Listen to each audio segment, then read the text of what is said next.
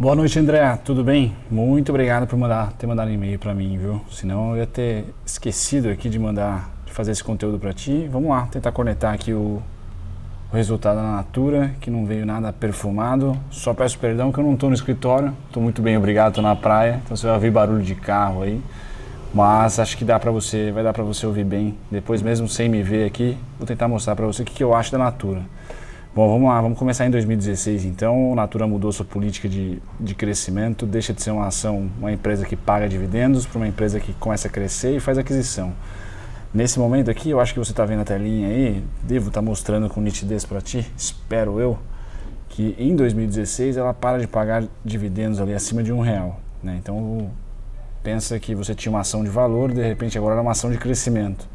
E você não tem nenhuma expectativa a mais que ela vá distribuir bons dividendos. E isso trouxe muito fluxo para o ativo, e depois que ela compra a Avon, então melhora ainda mais.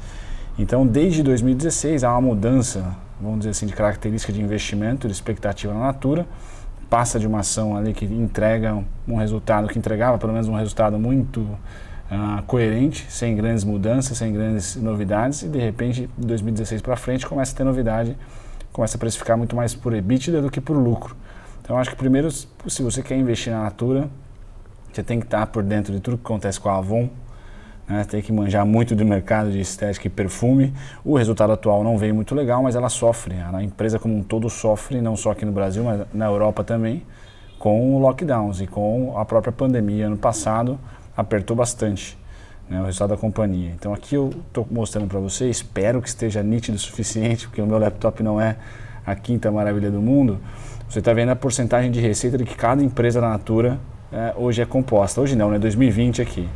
Então ela tem a Natura Company, Latam, latino-americana, aqui com 56%, depois o Avon International. Então, se você olhar por uma perspectiva de piora pandêmica na Europa, a Natura sofre. Tá? Vocês não tenham dúvida disso, que a Natura vai sofrer. Só para trazer um pouquinho de resumo para você, o que é a Latam, né? Esse segmento inclui todas as operações das marcas Natura, Avon e The Body Shop. Se você entender desse segmento, deve manjar dessas marcas. Eu não entendo muito, mas aqui eu só quero colocar para ti que ela tem muito risco europeu. Então, se você acha que a Europa não vai se ver livre, principalmente agora no inverno europeu, tá, com novas restrições, problemas com a pandemia ainda, ela vai sofrer, o resultado dela vai sofrer por um pouquinho mais, por um tempo um pouquinho mais longo, tá? Principalmente os 25% que eu mostrei ali, né? Vamos subir aqui de novo rapidinho, esses 25% que vem de fora do Brasil, tem o The Body Shop também, 14% que vem de fora do Brasil. Então, por um momento é bom ter essa dolarização da receita, por outro nem tanto, tá? Já que a gente tem ainda, né, um cenário bem pandêmico, principalmente esse final de ano aqui, se tratando de Europa, né? Então, é interessante colocar isso na mesa. Antes de falar um pouquinho do momento atual e do gráfico, como eu falei, eu acho que você tem que olhar muito mais pelo crescimento de EBITDA, mesmo no ano de 2020 cresceu o EBITDA, tá? O que ela tomou uma pancada muito forte, foi o lucro. Então, é uma empresa que não conseguiu lucrar em 2020, muito porque não teve loja aberta, tá? Ou teve que fazer ali uma super revolução nas suas margens. Então, é bem difícil você acreditar que a Natura, ainda em um cenário de lockdown, ainda em um cenário de restrição de locomoção de pessoas, por exemplo, principalmente em países que têm um inverno mais rigoroso, que estão tendo aí surtos novos da Covid, você acreditar que ela vai triunfar. Outro ponto crucial também para o longo prazo é que ela tem margens pequenininhas, né?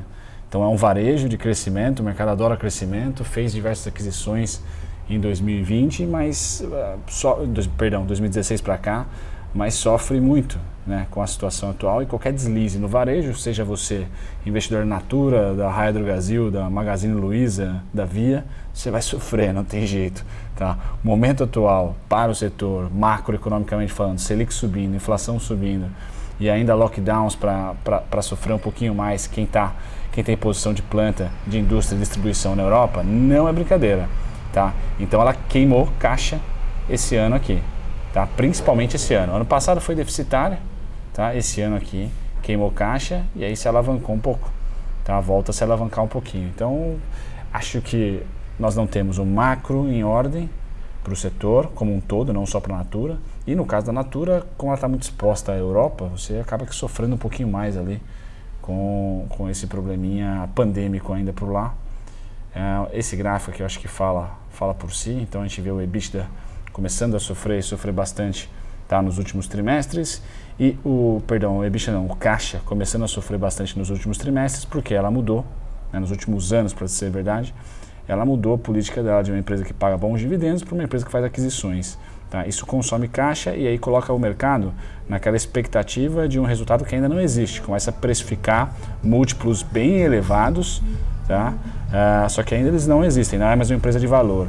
E quando você tem uma empresa de crescimento, com inflação subindo no mundo, tá? Lockdowns pontuais e também taxa de juros subindo ou pretendendo subir no mundo, aqui já subiu, qualquer ação de crescimento, tecnologia, construção imobiliária vão sofrer, tá? Espero que você consiga escutar as coisas que eu estou falando, mas enfim, é um risco sistêmico para o setor, não é só a Natura. Por mais que o resultado tenha vindo chato, não muito cheiroso, tá? O próprio setor e a própria Natura iria uma hora ou outra sofrer. Qual o problema dela em relação às outras? Que ela negocia múltiplos muito elevados, tá? Aqui eu estou mostrando que um grande fundo, a Dynamo, que eu sou fã, aumentou a posição. Então, enquanto uns estão em pânico, outros estão comprando, então para o longuíssimo prazo, toda queda brusca é interessante, ela ainda tem esse viés de crescimento, tá? Então é bem importante, só que o momento não é oportuno. Então entra aí em 12 a 24 meses interessantes para você aportar e não esperar rentabilidade, né? Acho que o mínimo seria isso. Agora eu vou pular para o gráfico, ver se consigo trazer o gráfico para você. Tá aqui, eu espero que esteja nítido também.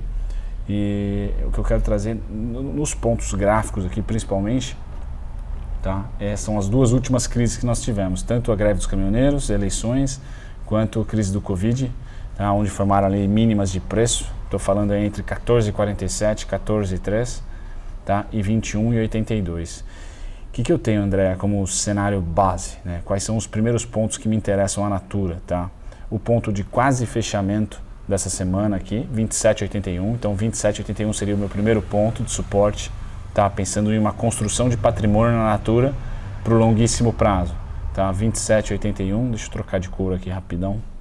Aqui 27,81, 21,82, tá? Depois somente 14,47, 14,13. Então se eu tivesse que fazer um planejamento, seriam no mínimo 3 a 4 aportes, com uma perspectiva que vai muito além de um ano, principalmente com a receita que vem do Brasil, porque o macro nosso está pesando muito no setor, não só para a Natura, mas qualquer outra de varejo e consumo, certo? Esse último trimestre aqui pode vir a ser bom, tá? Porque é de aumento de consumo, mas se você olhar para o médio prazo, não é nada bom, né? Então teria ali pelo menos uma janela de 12 a 24 meses de cutucar esses preços interessantes aqui, na minha ótica são interessantes, 27,81, 21,82, tá? 14,47, 14,2 são bem distantes um preço do outro, tendo o preço teto aqui R$ 32,04. Inclusive esse R$ 32,04 para mim é meu alvo máximo para um repique de alta que ela venha a ter, tá?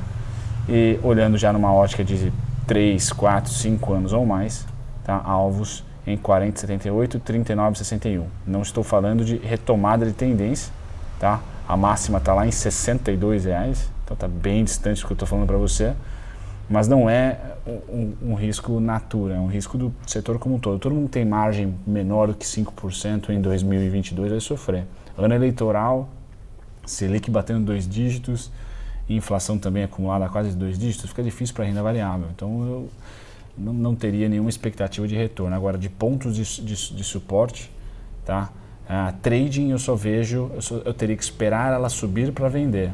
Então, o trading está na ordem short do que no de long. Tá? Agora, investidor de longo prazo, 27,81 para baixo, começa a ficar interessante, mas eu tenho esses 4 pontos aí. 2 em 14, que voltaríamos lá para a greve dos caminhoneiros. Tá? Um na crise da Covid, que é o 21,82.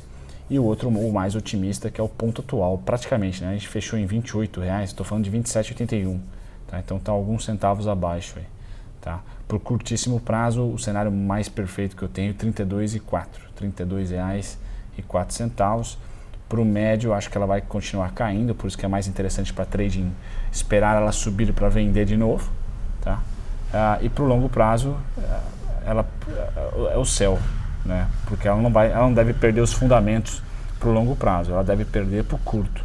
né? Então o custo do capital dela fica maior, como ela se alavancou um pouquinho nessas aquisições e ela não entrega ainda um lucro interessante, entrega muito mais um EBITDA interessante do que um lucro. Então a análise tem que ser muito mais por EBITDA do que pelo lucro, na minha opinião. Só que o cenário agora não é para elas totais, né? Todas as varejistas aí vão ter problemas, embora ela seja meio indústria e varejo, né? Tem margens muito pequenininhas. Beleza, André? Obrigado aí pelo e-mail, se não eu esquecer. Espero que o áudio tenha ficado claro para você. Tá certo? Tchau, tchau.